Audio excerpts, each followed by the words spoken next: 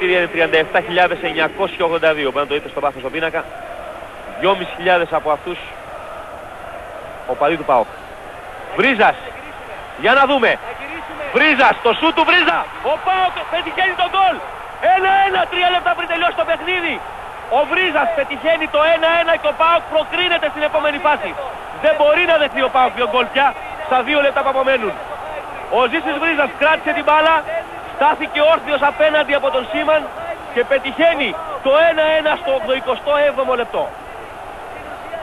Είναι απίστευτο, βλέπετε εδώ ο Βρίζας απέναντι από τον Άνταμς και τον Μπόουλ, το σουτ και στα δίχτυα. Δεν ξέρω αν ο κόσμος έχει ήδη βγει στη Θεσσαλονίκη στους δρόμους, πάντως αυτό το γκολ του Βρίζα πετυχαίνει κάτι που πριν από ένα μήνα όταν έγινε η κλήρωση θα το θεωρούσε κάποιος απίστευτο. Ο ΠΑΟΚ πετάει έξω την Arsenal, τρίτο φαβορί για το φετινό κύπελλο UEFA σύμφωνα με τους bookmakers. Δεν νομίζω ο ΠΑΟΚ να μπορεί ποτέ να δεχτεί 2 γκολ σε αυτά τα 3 λεπτά που μένουν.